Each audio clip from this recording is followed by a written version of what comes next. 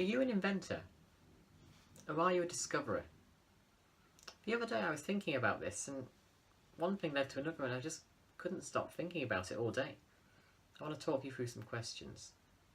So, at a very young age, we're very much told that we can choose one side of the education. We can go for the sciences or we can go for the arts. And people are making choices as young as 13 on these decisions. And they choose a completely separate pathway for life. And that's really sort of weird when you think about it. And also quite peculiar. It's weird that we have to make a choice at such a young age. But do we actually make a choice? Or is it all just an illusion? It depends really how you think. So are you a creative thinker or are you more logical? And then that led me to a question. What is creativity? What is logic? I thought and thought about this for ages. And then I think I worked out what it was. When you're logical, you see that there is a solution to every problem. There is one solution and you will find it. And that is what I mean by discoverer. Logical people see that everything is already out there and they've got to go search for it. A creative thinker is something quite different. They take the impression that new problems in the world come about and therefore we need to invent new solutions. Territory has never been crossed before. We simply can't find a solution to everything because not every problem exists. It's really, really mind-boggling. So what do you think? Are our solutions just waiting to be found? Do we have to invent them ourselves? Are problems inevitable? Do they exist already? And we just cross that bridge when we come to it? Or do we make our own problems? It's a real big question. Now, I'm going to say something very controversial, and I think most of you are going to instantly disagree with me and start thinking I'm a bit stupid. But hear me out, okay? I hope to convince about 50% of you that I'm right, okay? Fire. Was fire invented or discovered? Now, what's the obvious answer that you're all shouting? It's obviously discovered, right? Well, I was thinking, was it? Now, if you're a logical person, you're obviously going to be saying, well, of course it was discovered, because it existed before humans witnessed it. Therefore, humans played no part in its creation, and for that reason it must be discovered. And I think that makes perfect sense. But what would a creative thinker say? What's a creative argument to this initially rather binary problem? Well, the question is, what is the definition of invention? I think an invention is when we use something to our own advantage. We bring it about, we make it into something, and that is what an invention is. And by this I mean, we become understanding. We begin to understand it, and that is how it's invented, because we understand it. And that's an understanding that never existed before, hence it must have been invented. So my creative argument is that we're starting to understand things, and that therefore must mean we are inventing them? Or do you think we're discovering them? Are we searching for factual, pre-made solutions to actual problems? Or are we trying to come up with a new solution to a new problem which has just come about of its own accord? Or did we create it? On the topic of problems, a solution is something that solves a problem. But the question is there one solution? And logical people will say there is one perfect solution to every perfect problem. We've got to go find it. Whereas more creative people would say that we invent our own solutions. And that is why it's so confusing.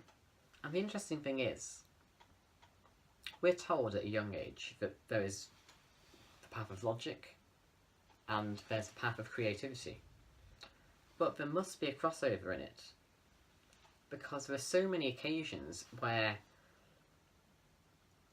something that is totally logical becomes a thing of beauty, and that is a hugely creative thing.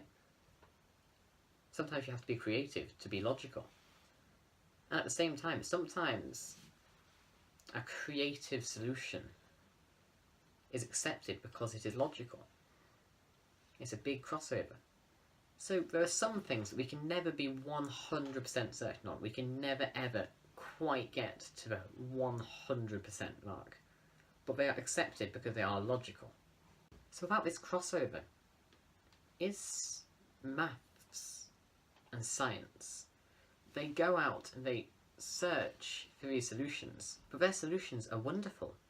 They're beautiful, they're creative, they're ingenious. And that is why they're so much appreciated. It's like that maths is art, and that is a direct crossover. And then a piece of art, humans may like it because it is logical. It's a well-known fact that we judge beauty on things like symmetry, and that is extremely logical. So what do you think? Do you think maths is beautiful? Do you think art can be logical? These questions seem to go on and on and on. And guess what? I've got another one for you. Perfect. What does that word mean? Because I can tell you, if you ask a logical person, you'll get some very different answers to ones when you ask a creative person. So let's look at those now. So the logical, the maths term, is that perfect means certain. It's precise. It's not wrong. It is as right can be. It's 100%. And there is only like one stage of perfection. You can't have multiple perfects in a maths concept. There's one perfect thing. But what about the creative look? Perfection in a creative way can be more of an opinion. It's more of a thing of beauty, an appreciation. So let's have a little bit of an update. Perfect. Do you see the logical view, or do you see the creative view? Just keep thinking. Now for the next part. But yep, there's another one. I've got a really big question for you. Is it ever logical to be illogical? Now, if you think that statement sounds logical, that's a most illogical way of looking at it. And that means you're very creative, you're different. Whereas if you see that statement as being illogical, that's the logical approach, surely. And you're a logical person. But let's keep going onwards, let's keep exploring. Now, we've had a lot of contradiction in this video, so let's have some more. Let's not go stopping, let's keep on going. I think when things go beyond our comprehension, that's when we start to comprehend them. You see? I told you I'd confuse you. Because when things spiral out of control and we can't understand them anymore, that's when we start to see the fine nature of them, and that's when we begin to properly understand them. Nature is creative, it's beauty. That is what it is. It is incredible.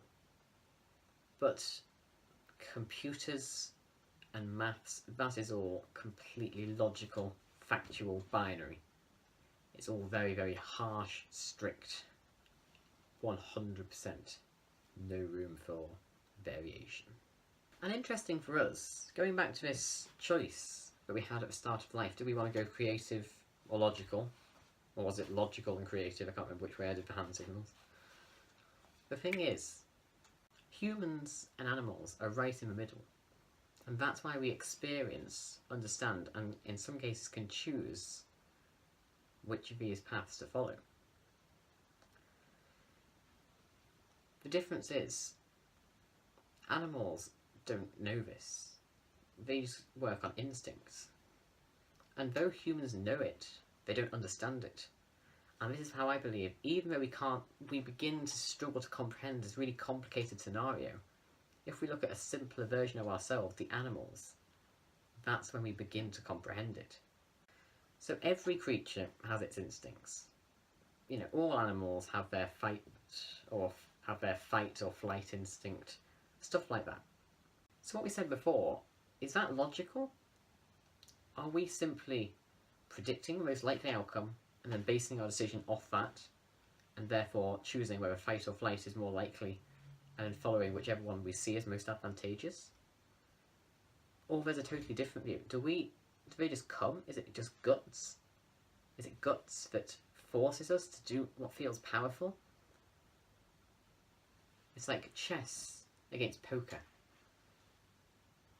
Sometimes in the animal kingdom, it doesn't matter how strong one is. All that matters is how strong one appears to be to his peers. And that is why this is so incredible. What do instincts come from? Do instincts come from deduction, facts, numbers, crunching, trying to work out which one we should go with? Or is it the unpredictability that makes it so incredible? And then a big question is, are those two things the same? Is a logical deduction of what is most advantageous, or what feels powerful at the time, are they both the same thing? And I think often they are. And that is why it's so unbelievable. And that's why they're instincts. It's like somebody else has already crunched some numbers for us, and they're in our head. And then we go with whatever feels right. And that is so peculiar. It's incredible. So, to all the questions in life, is there ever a proven answer? Is there ever proof? Is there ever something which is 100% a guarantee? Are we discovering things for certain?